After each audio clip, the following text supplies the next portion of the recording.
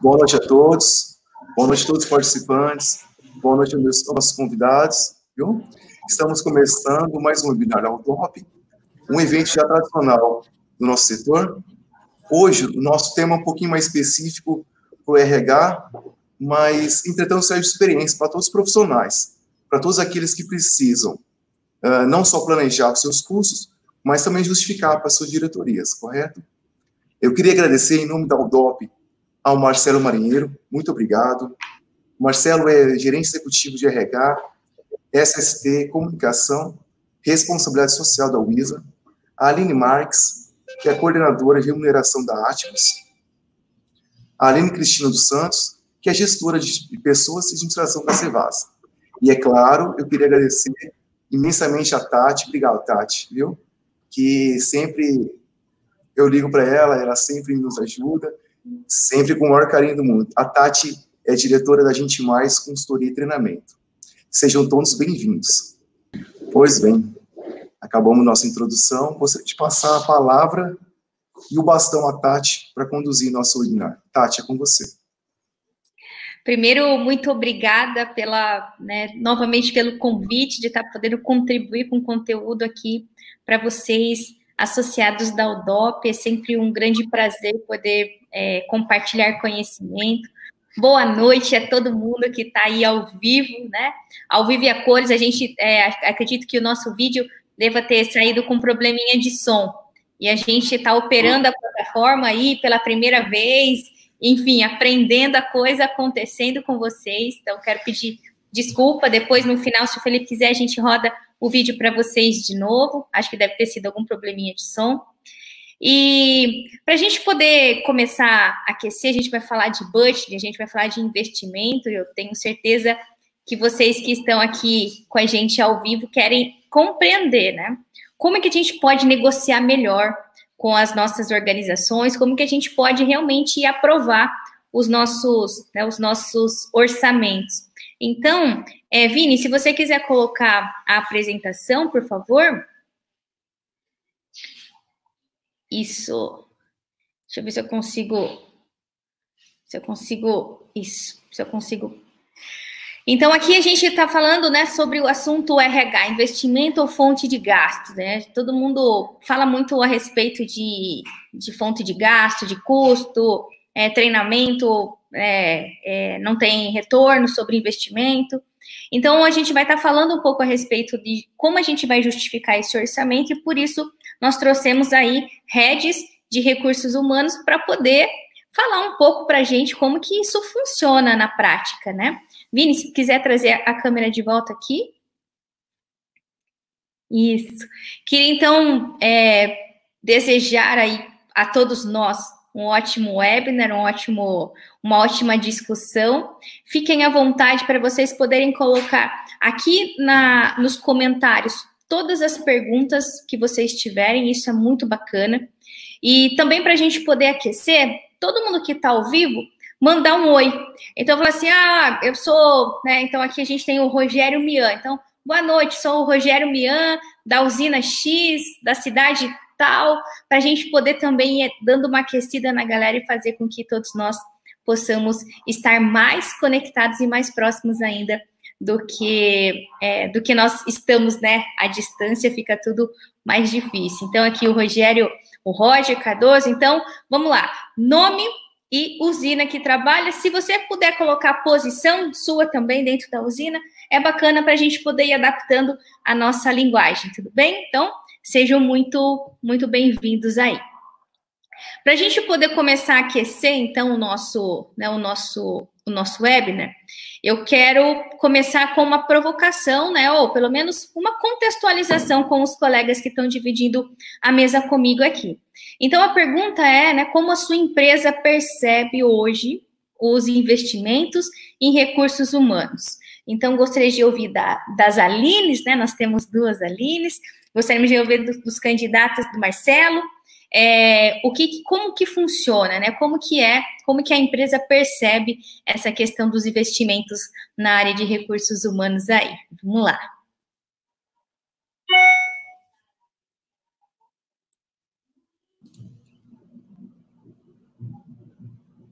Vamos começar contigo, Marcelo? Colocar a gente na tela, eu acho que agora o bastão é nosso. Vamos lá. Bom, primeiro, boa noite, Tati, boa noite a todos que estão nos acompanhando.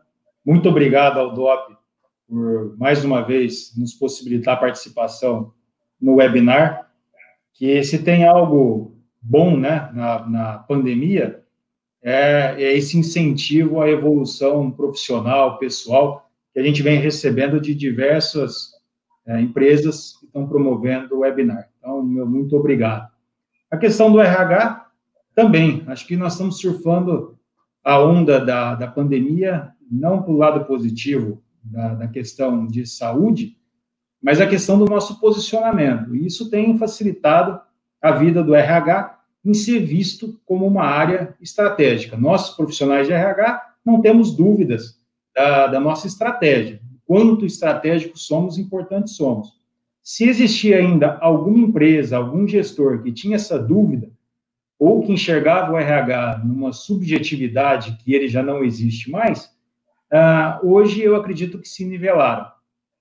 Hoje nos enxergam como estratégia, e os RHs também vêm fazendo a sua contrapartida e se colocando de maneira estratégica dentro da empresa. Então, eu acredito que nós evoluímos muito como área, como profissionais de RH, ao longo dos anos e das dificuldades que o setor enfrenta ano após ano. Perfeito, acho que é isso mesmo, né, Marcelo? A gente está vivendo um momento tão atípico e complexo, né, em todos os sentidos, não só profissionais, mas em âmbito pessoal também. É a nossa vida, né, a saúde da nossa família que está em risco. Então, realmente a gente, enquanto recursos humanos, está tendo que gerenciar muitas coisas. E tem sido algo com uma visibilidade bastante positiva você investir no seu desenvolvimento. Isso falando de pessoas, né? Então, nós aprendemos nessa quarentena que a gente precisa estar inovando nas nossas carreiras, inclusive enquanto recursos humanos. Tenho certeza que todo mundo que está nesse webinar aqui está justamente para poder reciclar conhecimento, e nós buscamos conhecimento de diversas formas. E na sua empresa, Marcelo, como que é visto essa questão de investimento na área de recursos humanos, investimento em treinamentos, em ferramentas, em software? Como que acontece isso internamente com vocês aí na usina? Aqui nós reforçamos a ideia de que o diferencial está nas pessoas. Então, a tecnologia é algo muito acessível, o maquinário se torna acessível, e a grande diferença é a qualificação, o quanto a empresa está disposta a investir, o quanto ela vem se reinventando nas pessoas, e pessoas a gente sabe que é algo mutável, né? Então, existe várias variantes aí quando a gente fala da questão pessoal. Perfeito. E a gente vem se adaptando ano após ano, desenvolvendo ferramentas, aperfeiçoando ferramentas criadas ao longo da nossa história, que vão nos possibilitando nos colocar na posição que hoje a UISA tem de destaque, não só no estado do Mato Grosso, mas também no mercado sucroenergético. Perfeito. E nesse momento, a empresa abriu orçamentos para vocês poderem investir na área de recursos humanos? Neste momento específico que a gente está vivendo. A empresa nunca trancou o orçamento, né? Jamais. O que nós somos desafiados aqui como profissionais de RH é efetivamente demonstrarmos aonde aquele investimento terá retorno. Quando eu falo que o RH tem que ser estratégico, é o RH não levar a subjetividade para a mesa. É sentar na mesa da tomada de decisão e poder se colocar, assim como comercial, assim como a área de suprimentos, como as áreas operacionais. Então, qual é o retorno? O que tem de positivo o investimento, a contrapartida?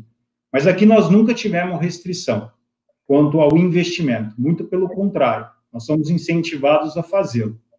Ótimo, muito bom.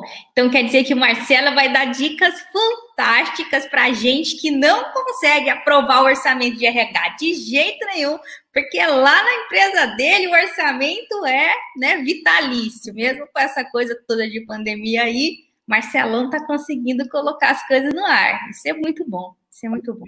às vezes a gente redireciona alguma coisa, viu, Tati? Mas realmente tem dificuldade. Exato. Acho que não é nem ensinar, né? Pelo que eu estou vendo na lista aí ao lado, o pessoal que está nos acompanhando, vários eu conheço de longa data, dentro do segmento, outros a gente conhece pelo nome, mas nós estamos muito bem acompanhados, viu, Tati? Pode ter certeza que tem muita gente aí que sabe, melhor do que nós, o segredo de atravessar esse rio. Muito bom, muito bom. E Aline, Vini, se você quiser colocar as meninas, deixa isso. Vamos começar com a Aline Oliveira. E aí, na sua empresa, Aline, como que a sua empresa percebe os investimentos em recursos humanos? Olha, hoje a Cevasa, ela é posso dizer que é uma outra empresa, né? Já faz alguns anos que eu trabalho lá. E nem sempre a área de desenvolvimento humano era vista, né? A empresa passou 10 anos no vermelho. E desde 2016, a nova gestão, né, a nova diretoria trouxe essa visão, porque só o RH, né, não consegue. Nós precisamos que a empresa tenha essa visão voltada para pessoas, né? Depois disso, nós passamos mais 2 anos no vermelho, e graças a Deus, né, graças aos esforços das pessoas, né, e aos investimentos feitos nas pessoas, faz 2 anos que nós não estamos mais no vermelho. E é isso mesmo. Primeiro, no início, nós começamos com programas internos mesmo, sem muito custo, né? E com o tempo, como resultados foram vindo, nós fomos ganhando espaço, né? E hoje nós temos, sim, um orçamento voltado para o desenvolvimento das pessoas, né? Investimento nas pessoas. Isso é muito bom.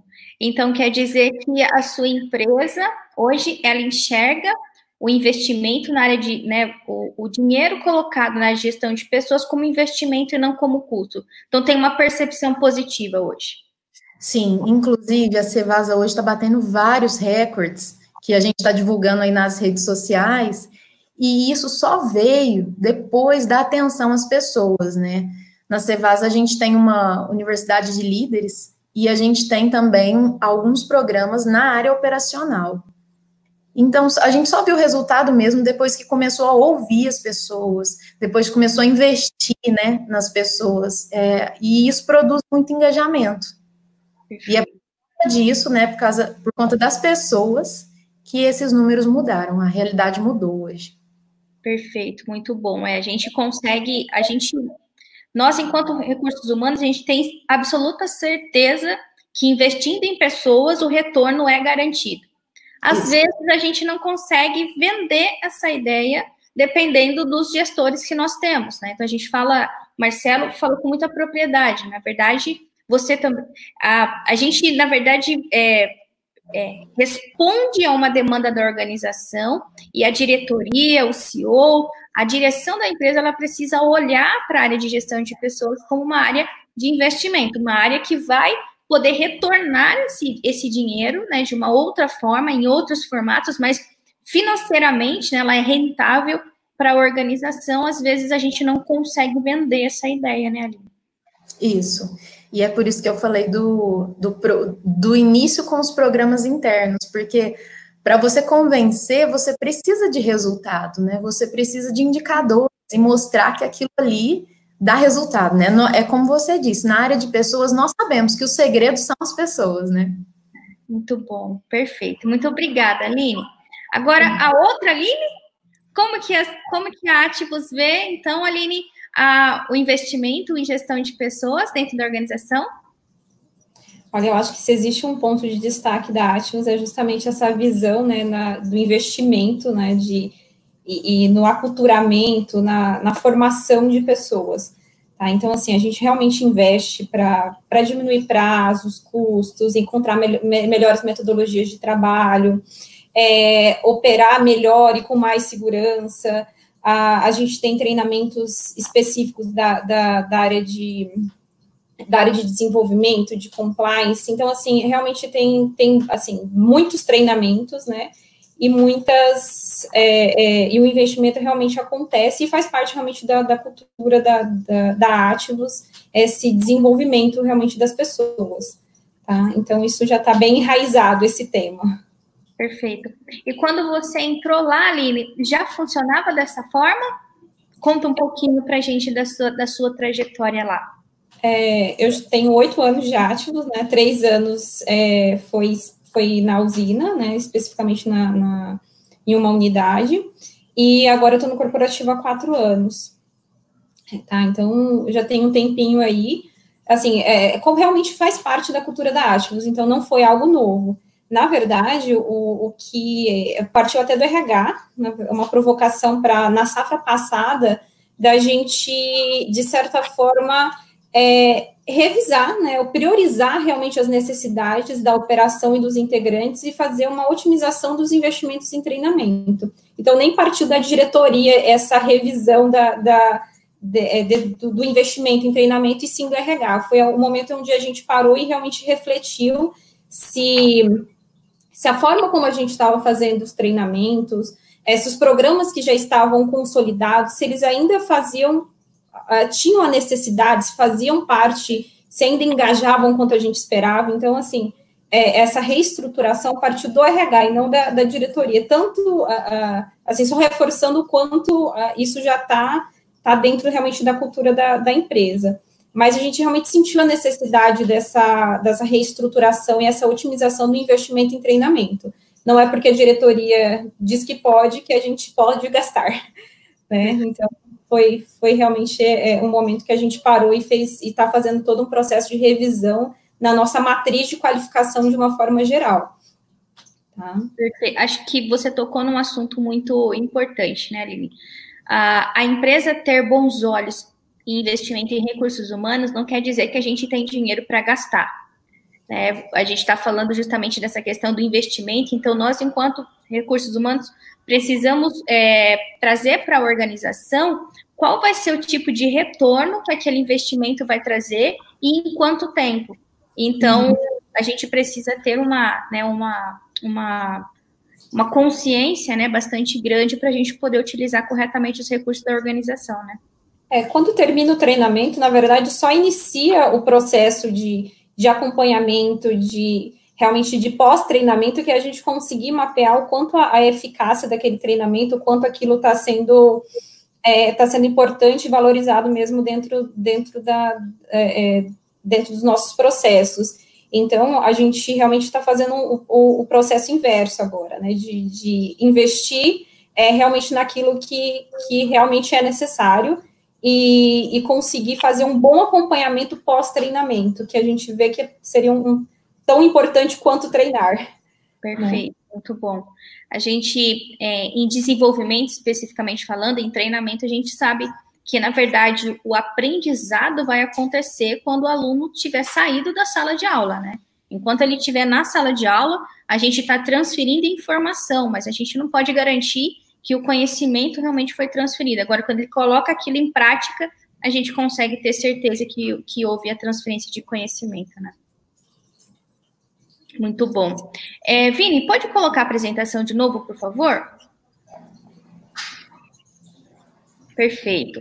Eu trouxe uma pesquisa, né, que foi feita pela ABRH e pelo Sebrae, a respeito do real impacto do talento dentro da organização. Nessa pesquisa, eles analisaram 1.927 corporações de todos os portes, sendo que 30% eram microempresas, 45% pequenas empresas, 23% médias empresas e 12% grandes empresas apenas. Quando a gente olha, né, para essa pesquisa, a gente percebe, então, que existe uma diversidade de fontes. E aí, o que foi podido perceber é que, sem a equipe certa, a empresa, independente do porte, não tem como performar bem. Então, não tem como chegar a lugar nenhum. Então, esse estudo, ele observou que as empresas bem-sucedidas, incluindo as micro e pequenas empresas, que às vezes a gente acha que só empresas grandes é que performam bem, não, a gente entende que boa parte, né, inclusive da nossa economia, é feito de pequenas e médias, de micro e pequenas empresas, então pôde observar que a gestão de talentos aplicada de forma simples e com foco nas pessoas, sejam os líderes ou os liderados, além de performar melhor, também foi possível perceber 5 pilares que aconteciam, né, que eram aplicados e que aconteceram com frequência nas empresas que tinham esse olhar de gestão de talentos, né, de uma forma simples, mas de uma forma eficaz. A gente vai falar um pouco disso mais para frente. E ainda para a gente poder, né, pensar em número, como a gente está falando de negociação, é inevitável a gente trazer os números para a mesa quando a gente vai falar com o nosso CEO,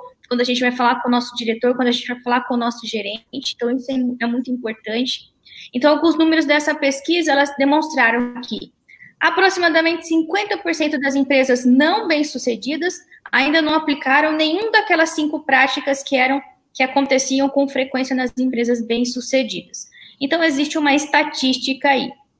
Investir em pessoas nas práticas corretas pode trazer para a gente esse resultado eficiente.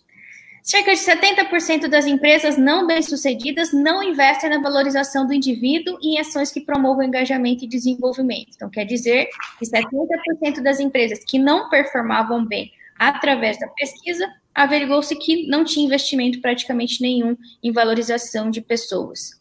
E só 24% dos participantes disseram que as suas empresas investem no desenvolvimento pessoal da forma esperada, enquanto 34% afirmaram não ser o foco de atenção das suas empresas. Ou seja, investiam, mas não era a prioridade da organização. E então a gente vai para mais uma questão, uma rodada de conversa. E eu quero também que vocês que estão assistindo, que vocês também possam opinar junto com a gente, né? Então, a gente fala muito que em painéis, a gente não necessariamente nós temos o maior conhecimento. Como o Marcelo disse, poxa, Tati, tem um monte de fera aí acompanhando o webinar e talvez eles tenham até muito mais estratégias do que a gente. Então, na verdade, essa questão de estarmos aqui hoje não é porque sabemos mais, não tem nada a ver com isso, mas é porque a gente está fomentando a discussão. Então, eu gostaria que vocês colocassem no chat aí também a opinião de vocês. E aqui a gente não vai olhar se é certo ou errado, mas como que é utilizado na sua usina, como é utilizado na sua empresa, porque com certeza o seu case pode também estar ajudando outras pessoas, outros profissionais de recursos humanos a chegarem numa performance maior. Então, deixa eu ver se eu consigo voltar a minha apresentação aqui, Vini. Então, o debate, né, a pergunta da rodada, em sua opinião, o que essa pesquisa, com esse monte de dados aí que a BRH fez junto com o Sebrae, quis dizer? Então, vamos para a nossa rodada aí. Quiser começar com o Marcelo, ou se as Alines quiserem começar, podem ficar à vontade também. E a galera do chat aqui, então, interagindo com a gente. Na sua opinião, o que essa pesquisa quis dizer? Ladies first, vamos lá. Um de cada vez, não dá para entender, a gente fica meio confuso e tal, tem que organizar aí a coisa. Bom, então vamos lá. Dá para ver. Dá para ver mesmo que as empresas ainda não, a maioria das empresas ainda não conseguiu descobrir o segredo, né, do investimento nas pessoas.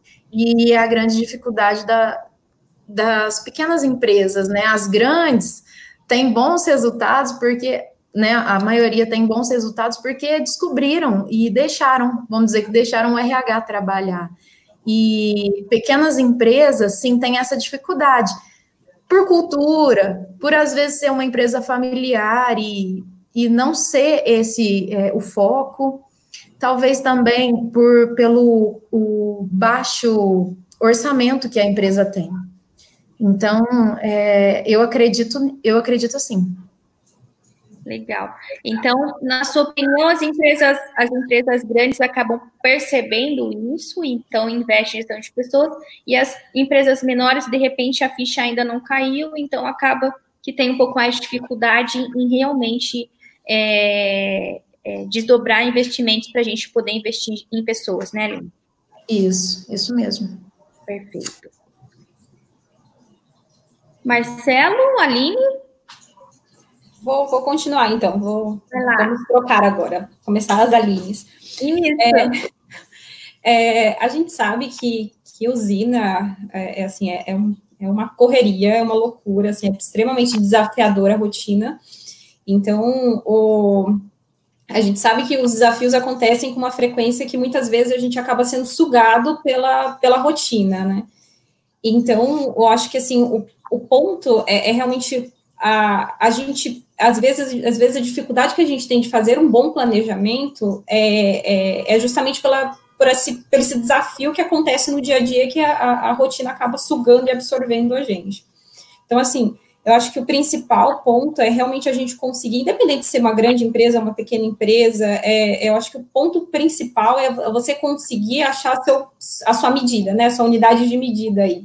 Porque, assim, o fato da usina ser a rotina ser extremamente desafiadora não é desculpa para a gente ser desorganizado, para a gente não ter métodos, para a gente não ter um bom planejamento, para a gente não ter estratégias. Então, eu acho que, assim, o ponto principal é realmente trazer, por mais que os integrantes ele tenham esse papel extremamente importante também, o protagonismo do seu autodesenvolvimento, eu acho que o ponto que a gente precisa entender é que o RH ele precisa ser um facilitador das experiências dos integrantes.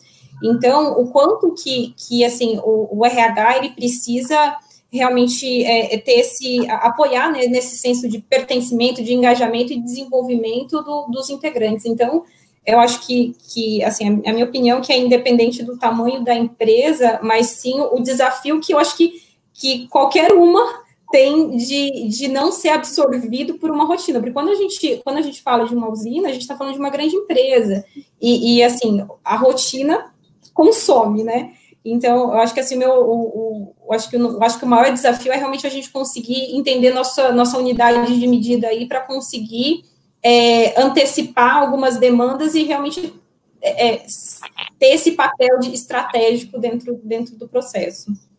Legal, perfeito. Muito obrigada, Aline. Eu acho que é isso mesmo. Se a gente ficar muito nessa questão só do porte da empresa, a maioria, né, das empresas vamos falar aqui do nosso mercado, elas não se encaixam num porte grande, e a gente teria mais do que justificar de falar assim, mas é porque as empresas pequenas e médias realmente elas não acreditam nas pessoas, e aí as nossas estratégias de recursos humanos iria água abaixo. Acho que a gente consegue também transformar resultados de empresas pequenas e médias, mas como você disse, né, tem que ter toda uma estratégia por trás disso. Muito obrigada, viu? Marcelo? Tati, eu queria fazer uma provocação. Bora. O quanto o RH também se enxerga como estratégico. Então, a gente pega a pesquisa e olha muito para o lado da empresa.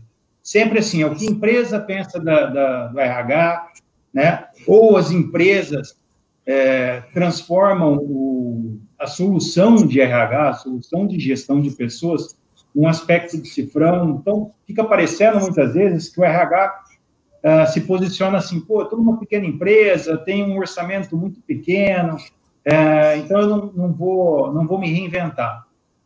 RH, desenvolvimento, e a gente não pode pensar que o RH é só desenvolvimento, treinamento, é baseado somente em recurso orçamentário financeiro. Né? Às vezes eu tenho uma solução finita, né, de recurso, ou pelo momento da empresa, ou por uma reestruturação, ou o mercado que ela está colocado, e aí o RH se abstém de fazer os seus trabalhos de gestão de pessoas, porque fala que não tem dinheiro. A gente não pode cair na cilada de pensar que o RH é muito mais. O RH é responsabilidade social, o RH, no meu caso aqui, eu tenho saúde e segurança do trabalho, eu tenho área de comunicação, eu tenho área de responsabilidade social, tenho área de treinamento e desenvolvimento, tenho área de remuneração, tenho área de administração de pessoal. Então, o RH é muito maior. O RH não é feito só de dinheiro. Ele sendo estratégico, ele se colocando como estratégico, melhorando o processo seletivo, deixando de gastar dinheiro no processo de recolocação, do turnover, enfim, a gente não gasta o orçamento, né? É visto como estratégico e começa a ganhar espaço na empresa. Então, eu vou muito por esse lado. Acho que o RH primeiro tem que se reconhecer como sendo importante, e se nós, profissionais de RH, estamos numa empresa onde a gente sempre é tolhido, mesmo quando a gente não coloca dinheiro na mesa, coloca ideias, e a gente sempre é tolhido, então é o momento da gente se rever como profissional de RH, se vale a pena permanecer naquela organização. Então, acho que a provocação dessa pesquisa não pode ser olhando simplesmente para o CNPJ. A gente também precisa olhar para o CPF e ver quanto o RH está se colocando, o profissional de RH está se colocando na grandeza dele. Essa é a provocação que eu deixo aqui, para a gente começar a internalizar também o quanto é culpa nossa a gente não está avançando nas nossas empresas. Muito bom, Marcelo. Eu acho que a sua provocação é extremamente pertinente ao que nós vamos discutir daqui a pouco, que é o nosso posicionamento enquanto profissional, porque se a gente ficar discutindo a prática da empresa, esse webinar não vai ajudar a gente a praticamente nada, né? Porque nós não somos a empresa, nós não somos o CEO, não somos, né, o diretor, a gente não tem a caneta na mão, nós somos do RH. Então, o webinar... Eu tô cercado de pessoas no meu time, né, em todas essas áreas que eu citei, que todo dia se desafiam a fazer muito mais com menos dinheiro. E aí, por isso que talvez sobre o nosso orçamento. Muito bom. Aqui a gente tem algumas interações bacanas, ó. O Wanderson Souza falou: pequenas empresas, na sua maioria, têm pequenas receitas, ou seja, não consegue grandes investimentos em pessoas, infelizmente. Vamos pegar esse daqui, a gente vai trazer para cá, para discussão daqui a pouco. E a gente tem aqui a Maria Fernanda, né? Acredito que o grande lance seja descobrir novas formas de se investir em pessoas que não exijam custos tão elevados. Há inúmeras formas de se levantar as necessidades e como administrá-las. Ela continuou. Acredito que precisamos desmistificar que desenvolver pessoas significa gastar dinheiro. Muitas empresas ainda só enxergam que desenvolver é gastar. E aí tem tudo a ver com aquela provocação que você trouxe aqui, né? A Maria de Fátima entendeu totalmente aquilo que o Marcelão quis jogar na mesa aqui para gente. Muito bom. Para a gente poder... eu vou continuar, então, essa questão da pesquisa, e aqui o meu slide saiu, daqui a pouco eu volto eles com vocês, mas a gente pode continuar na tela aqui. Então, essa pesquisa, ela diz que essas empresas bem-sucedidas, incluindo micro, pequenas e médias, então ela não coloca que os resultados são das grandes, tanto que ela tem um percentual bastante elevado de pesquisa em empresas pequenas e micro e pequenas, porque é uma pesquisa do Sebrae e acaba sendo meio que a principal praia deles, né? As 5 práticas que eles perceberam nas empresas que performavam bem e que investiam, né? As empresas bem-sucedidas, as que performavam bem, ela tinha 5 principais práticas. Primeira prática, alta liderança, patrocina e gestão de talentos. Todas as empresas que tinham alta performance, ou seja, tinham lucro, conseguiam ter um resultado expressivo perante todas as demais. A primeira prática é alta liderança patrocinando a gestão de pessoas. A segunda prática é liderança já exercendo o papel de gestão de pessoas. Terceira prática é identificação de talentos. A empresa que trabalha num processo regular para poder trazer os talentos adequados para dentro da organização. Então, deixa eu ver aqui, essas 3 principais práticas foram percebidas em todas as empresas que performavam bem. Se a gente for pegar de novo, né, em estatística, acho que isso não mostra que é sorte, né? Que essas empresas performam bem por sorte. Qual que é a opinião de vocês aí?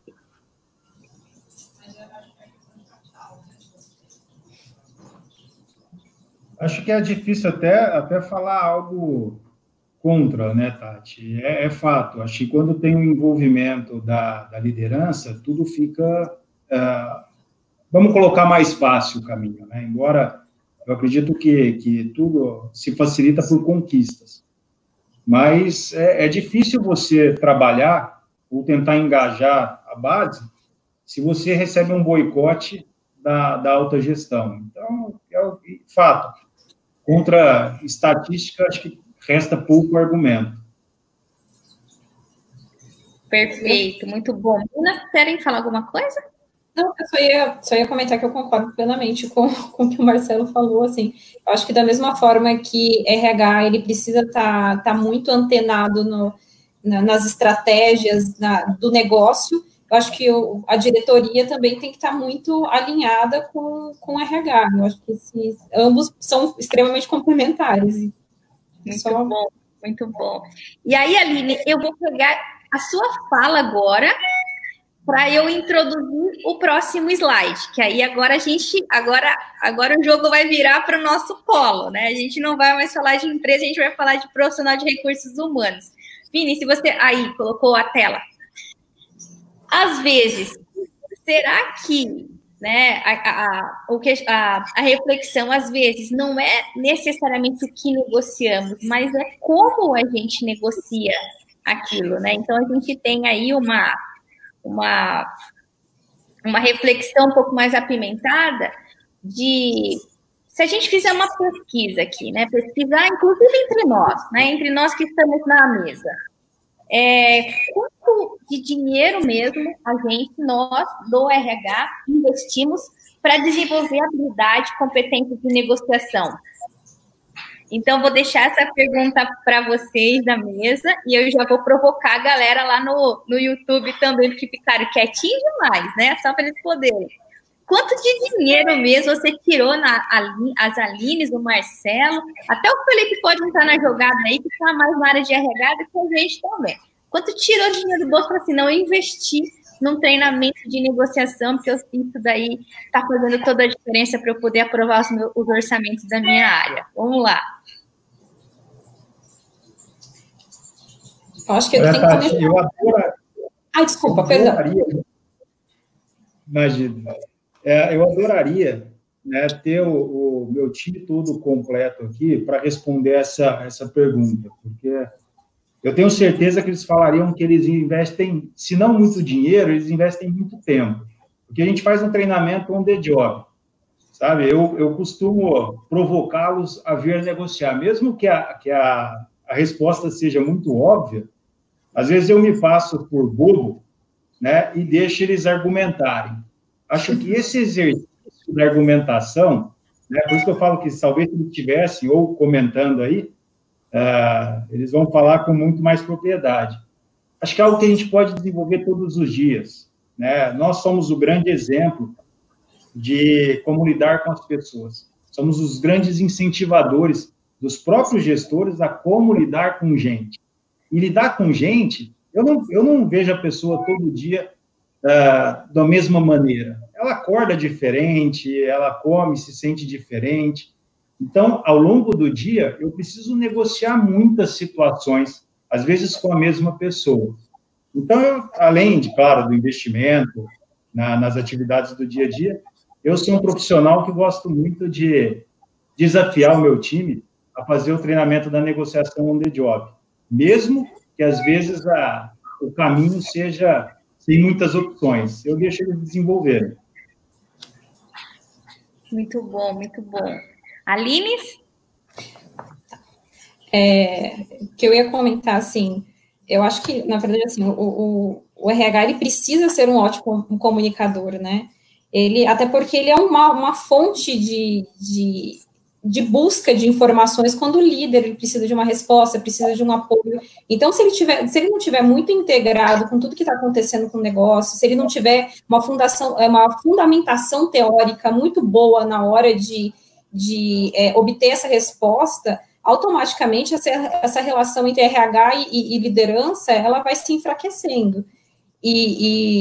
Então, eu acho assim que é extremamente importante essas técnicas de negociação, né, para a gente realmente ter um RH mais criativo, assertivo, É claro, sem perder também essa essência humana, mas com essa sabedoria e essa assertividade na hora de comunicar e de se posicionar, né? Eu acho que só assim realmente a gente consegue ter esse RH tão estratégico que a gente comenta.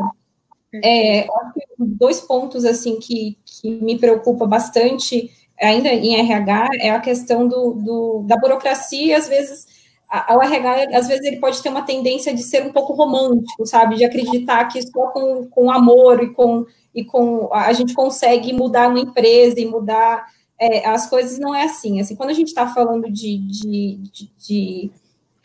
um nível de diretoria, de um nível estratégico, realmente a gente precisa ter números na mão e a gente precisa ter um poder de comunicação e um poder de negociação muito grande, porque só simplesmente com a fala e com o desejo de fazer coisas positivas, a gente, infelizmente, não consegue ir muito longe. Então, eu acho que, assim, técnicas de negociação é realmente fundamental para a gente ter esse RH estratégico que a gente e conseguir todos os investimentos possíveis, sabe?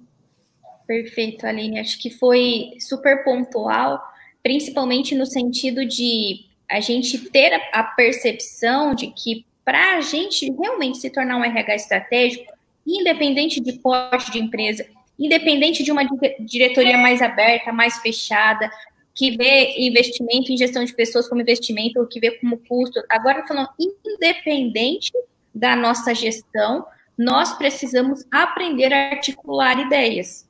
Porque a liderança de verdade e a liderança do RH de verdade não é uma liderança que cumpre regras, que cumpre, né, um planejamento feito ou que executa algo que outros pensaram.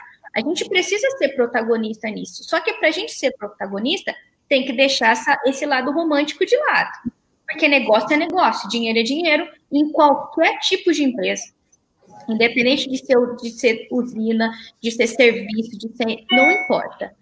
A gente vai para o mercado com um olhar de negócio. Então, o RH, ele tem que aprender a desenvolver essas habilidades de negociação pautadas em resultados.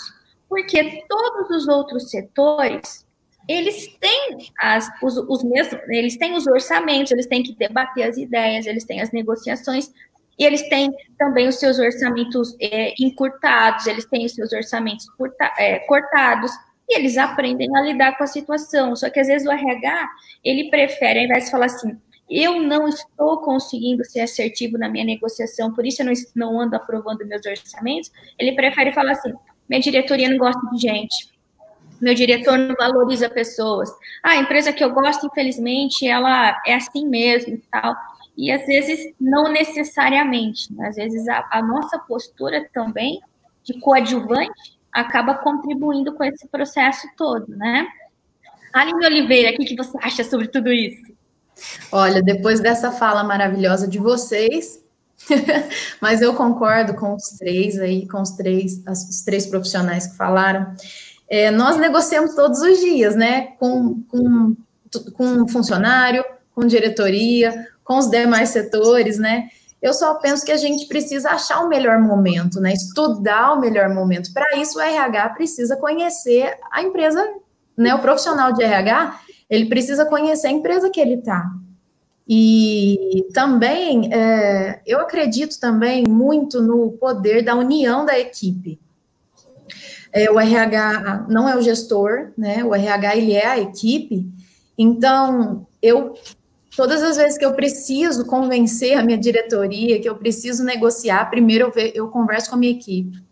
E com a junção de todas as ideias, a gente costuma ter bons frutos, né? Bons resultados. Então, um investimento em negociação, né? Se não for a faculdade que a gente fez, né? É o aprendizado do dia a dia e é a ajuda da equipe também. Eu acredito muito nisso. E eu gosto de até além, sabe? Se a gente fala que a gente precisa ser competente para desempenhar um papel, para a gente poder ser competente, a gente precisa saber, né? Conhecer algo, então aprender. A gente tem que ter habilidade para colocar aquele conhecimento em prática e a gente tem que ter atitudes proativas para poder realmente fazer aquela coisa acontecer.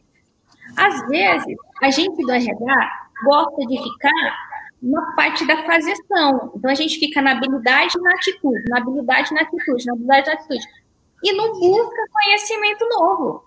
Porque acha que, enfim, que a coisa vai acontecer enquanto a gente patrocina pra caramba, que a liderança, a diretoria, o pessoal da operação tem que ir para a sala de aula, tem que estudar, tem que não sei o quê. E às vezes eu falo assim, tá, e o RH? Às vezes a gente trabalha com alguns planos de treinamentos anuais, né? A gente recebe os planos do RH para ver onde a nossa consultoria consegue apoiá-los. E aí, às vezes, a gente pega o plano inteirinho e eu falo assim, cara, por que não tem nenhum treinamento projetado para o Departamento de Recursos Humanos? Onde que está, né? Onde que tá o desenvolvimento das skills, ou que sejam as soft skills, as hard skills do RH? Porque ele mesmo se coloca para fora do barco, porque ele entende que eu não preciso, eu estou pronto, meu setor está pronto. Simplesmente porque nós somos super proativos e entusiastas e otimistas, a gente vai conseguir performar bem. E não é.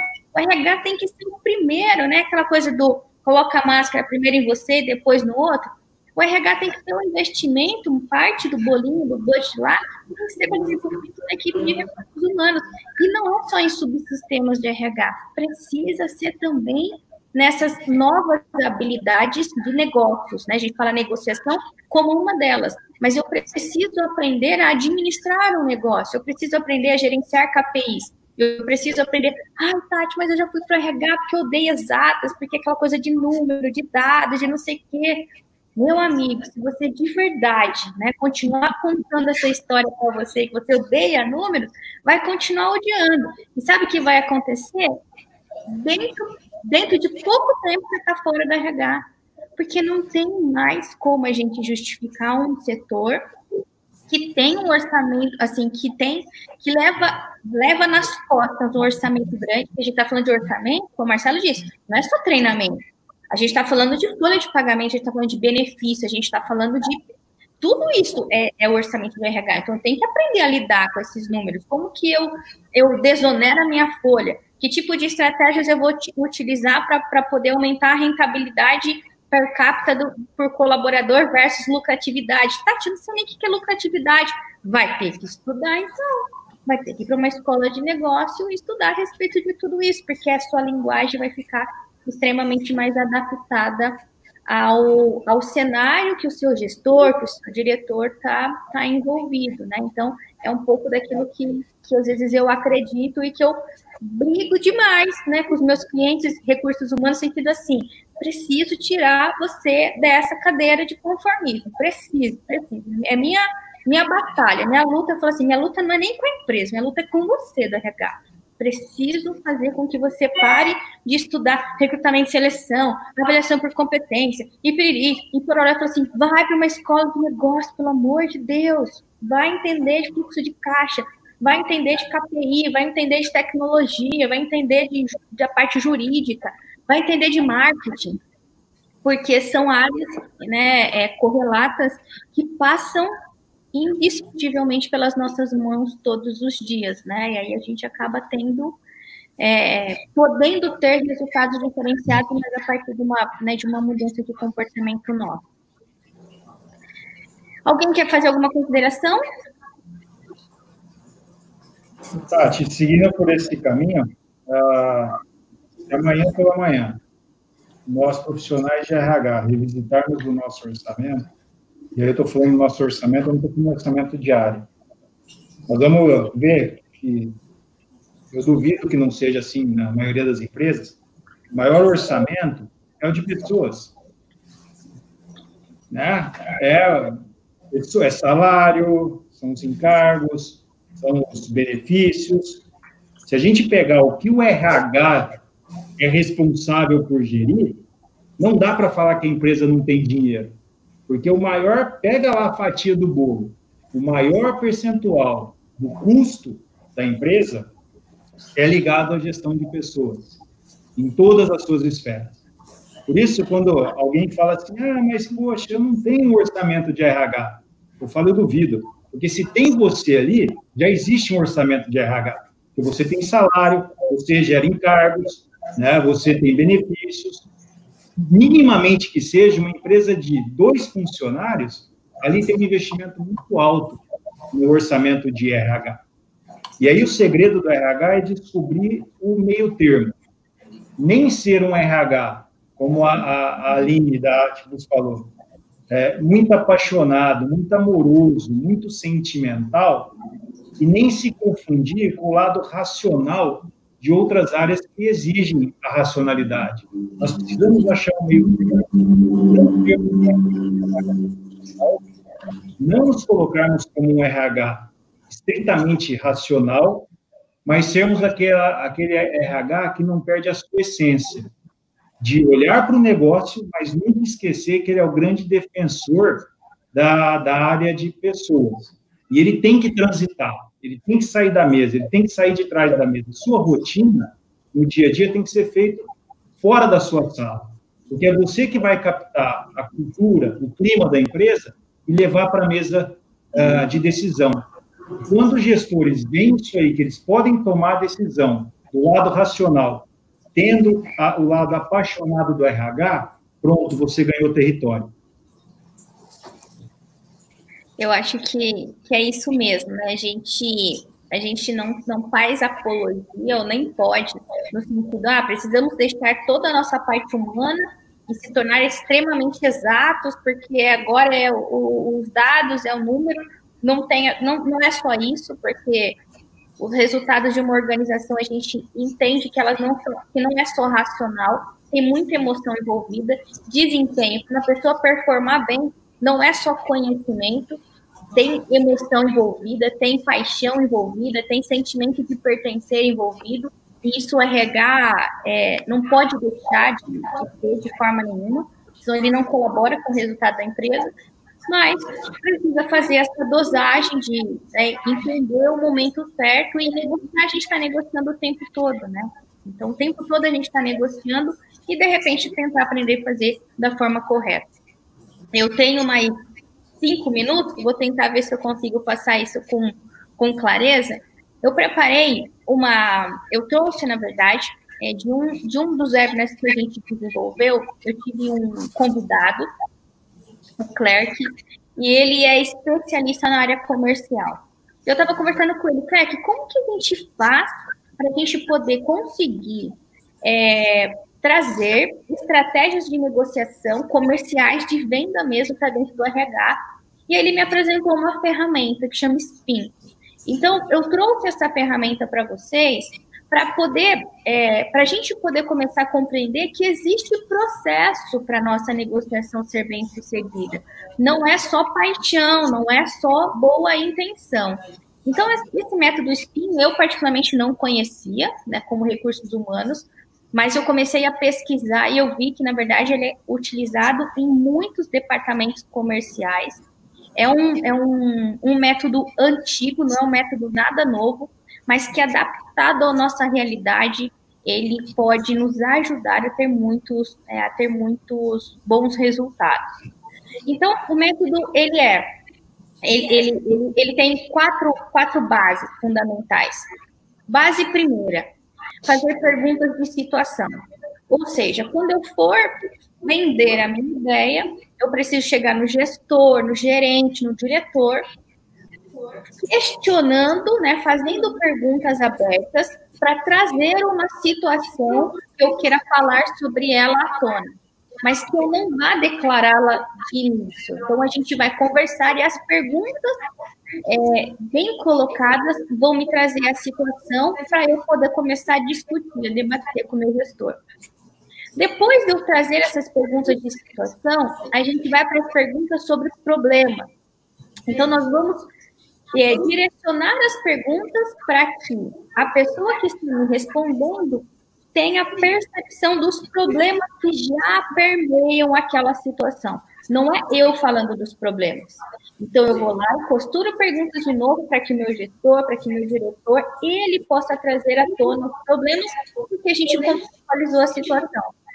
Depois, a gente vem por perguntas de implicação, que quer dizer quando a gente reforça que aquele problema pode se tornar ainda mais incisivo se ele não for tratado naquele momento, ou com aquele recurso, ou com aquela urgência. Então, as perguntas de implicação deixam o nosso interlocutor, o decisor, ainda mais afoito para poder resolver aquela situação, porque senão ele pode ter uma implicação ainda maior do que aquele problema que já está instalado de acordo com aquela situação que a gente levantou com ele. E, por último, a gente faz perguntas de necessidade de resultado, que é meio que, assim, a fórmula mágica para fazer com que o cara que eu estou negociando me diga o que é preciso fazer para resolver aquela situação, que eu poderia já chegar com todas as minhas pesquisas e colocar em cima da mesa dele. Só que se eu fizer isso, ele vai entender que a ideia é minha e não é dele. E o gestor, todo gestor, tem essa coisa de se sentir ou de querer se sentir dono da situação. E a gente precisa entender que se eu tenho um resultado para atingir, não tem problema nenhum de onde saiu a ideia.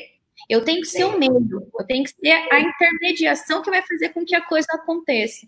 Então, eu fazer com que o gestor me diga, né,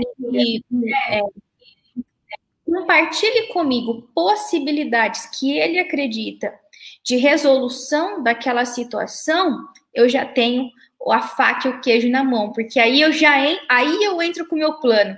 Aí eu entro, então, gestor, justamente pensando em tudo isso que nós conversamos, eu tenho essa sugestão para a gente poder resolver os nossos problemas. Essa técnica, ela traz um nível de assertividade, né, utilizando essa metodologia, altíssimo, testado, né, medido durante vários anos consecutivos. Então, a gente consegue ter uma segurança bastante interessante a respeito da ferramenta. E o fluxo, para a gente, ele fica meio que assim. Depois, né, não fiquem preocupados que a gente, né, eu já enviei a apresentação para o DOP e ela compartilha com todos vocês, e aí a gente consegue aprofundar também um pouco em cima disso. Mas dentro dessa técnica SPIN, então, a gente faz as perguntas de situação para a gente poder estabelecer um contexto que vai levar para as perguntas de problema. Então, percebe que isso é uma conversa que vai acontecer quase que natural. Por isso que é técnica, não é porque eu tenho boa intenção. Se eu tenho a técnica correta, o nível de assertividade muda. Fiz as perguntas de situação para estabelecer um contexto, vou para as perguntas de problema, de modo que eu vou levar o decisor a revelar as necessidades implícitas. Então, assim, são necessidades que ainda não foram declaradas, talvez, por ninguém, mas que ele vai me trazer como uma forma de contextualizar o problema. Essas necessidades implícitas, elas vão, né, vão ser desenvolvidas para a gente poder trazer as perguntas de implicação, que é fazer com que realmente o decisor acabe ficando ainda mais preocupado com a situação se ela não for resolvida naquele momento ou, né, dentro daquilo que eu quero levar ele a entender. E aí, as perguntas de implicação, elas fazem o decisor sentir que o problema existe, ele é claro, ele é agudo, e aí a gente vai levar ele a pensar nas perguntas, nas necessidades de resultado. De modo que, nas necessidades de resultado, ele vai declarar explicitamente o que ele acredita que precisa ser feito para realmente a gente chegar no resultado que a empresa necessita.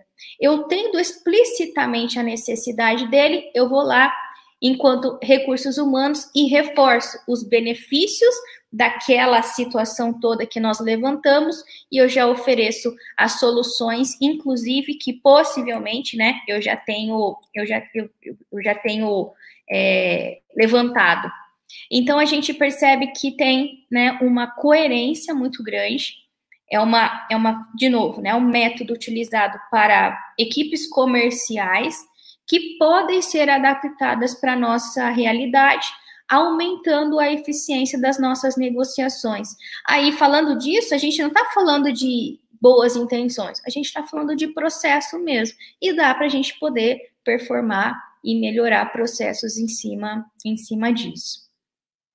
Para a gente poder, né, nossa hora aqui, 3 minutos estourados daquilo que a gente combinou com a audiência, gostaria que vocês pudessem, Aline Oliveira, Aline, Marcelo, fazer as considerações finais de vocês, uma mensagem para quem está acompanhando o ao vivo, para quem, de repente, vai assistir isso depois, mas, né, quer continuar tendo essas provocações ou talvez levar isso para uma negociação mais aprofundada para a diretoria, para a gente poder passar aí o nosso recado final. Aline Oliveira, quer começar você? Vamos lá. Eu também não conhecia o método SPIN e gostei muito, viu, Tati? Vou usar. Assim, eu agradeço muito, né? Gostaria de agradecer o convite, a participação. Gostaria de agradecer os colegas aí que contribuíram muito. E eu gostaria de deixar uma frase aí que o meu diretor fala muito e que faz muito sentido para nós, que é aquela do Mário Cortella, né?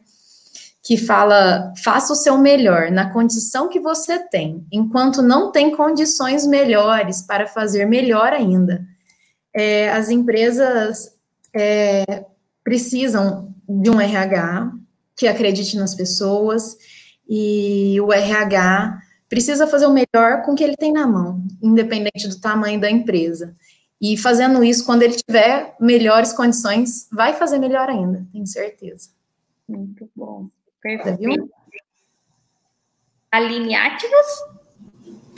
Primeiro eu queria agradecer, eu achei que o bate-papo foi super leve, nem pareceu já 1 hora, foi super rápido, foi muito gostoso, então, primeiro, agradecer. Segundo ponto, eu queria deixar uma frase aqui também, na verdade, um ditado, que eu acho assim, contra fatos não há argumentos, então, eu acho que a gente realmente, se a gente tem um gestor que não liga para pessoas, a gente tem que utilizar a linguagem dos números. Então, eu acho que esse é o ponto. A gente tem que realmente saber se comunicar conforme a pessoa, da forma como a pessoa vai conseguir entender. Então, se você tem um líder que é muito pessoas, automaticamente você já pode falar com ele dessa forma. Quando você tem um líder que não entende quando você fala de pessoas, você tem que levar números. Então, esse é o fechamento aí. E agradecer realmente a oportunidade. Muito bom, Aline. Muito obrigada. Marcelo? Eu vou me despedir pegando o finalzinho da Aline, né? Quando você vai conversar com gestores que não entendem de pessoas, lembre-o que antes dele ser gestor, ele é uma pessoa. Então, aí você já começa a desmistificar o quanto, inclusive, ele precisa de você. Mas aos profissionais de RH, a todos nós, eu desejo muita persistência, muito engajamento, muita tolerância, né? E estejamos sempre preparados para os desafios, porque eu não tenho dúvida nenhuma que a empresa que nós estamos, o mercado que nós atuamos e todas as pessoas que, de certa forma, a gente influencia no nosso dia a dia, precisa de cada um de nós. Não desista, porque o desafio pode ser mais fácil ou mais complexo, mas essa é a nossa área, e lidar com gente, nós vamos ter desafio todos os dias. Novamente, muito obrigado ao DOP, aos profissionais que eu pude compartilhar essa enriquecedora noite, e a todos que estão nos assistindo, assistiram e vão rever, e os que ainda vão nos brindar com a companhia aí na plataforma da UDOP. Obrigado. Muito bom. Eu quero também, né, agradecer a presença, a primeira oportunidade que a UDOP está me oferecendo novamente de poder mediar uma mesa tão gostosa, que realmente o tempo passa muito rápido, dá para a gente poder ficar falando sobre isso durante muito mais tempo. Foi uma honra, um prazer muito grande poder estar dividindo, compartilhando essa mesa com vocês. Acho que a audiência, né, toda aí que a gente Vou ver se eu consigo falar pelos nomes que nos presentearam com perguntas, com os questionamentos. Então, o Rogério, Marina, o Rui, Roger, Maria de Fátima, Gabriel, Ronaldo, Camila, Júlio, Marrala, Marcelo, Anderson, Cláudia, pessoal do RH Grupo Moreno, Wanderson. Então, acho que, enfim, todo mundo que acompanhou aqui a nossa live de hoje, a gente sabe que o nosso tempo é tão concorrido, né? E a gente poder ter esse pessoal 1 hora compartilhando, estando conosco, né? É algo que é muito gratificante, que enquanto recursos humanos, o que é mais legal de tudo, para mim, para a Tati, né? O que faz sentido é essa questão do compartilhamento e poder conhecer gente nova todo dia. Acho que eu não trocaria isso com nenhuma outra função, né, de nenhuma outra empresa, porque para mim isso é muito mágico. Felipe, queria, né, agradecer novamente o convite, abrir aí para você poder fazer o fechamento oficial da UDOP também. Depois, se o Vini puder colocar a última frase do slide para a gente poder finalizar aí a nossa live de hoje. Eu quero complementar o que vocês falaram. Em nome da UDOP, agradecer a cada um dos profissionais. Eu sei que o tempo é corrido, então quero agradecer o tempo de vocês, agradecer a disponibilidade de vocês. Eu sei que nós somos no começo de mês também, é muito difícil o RH aceitar fazer parte do webinar. Muito obrigado mesmo, tá?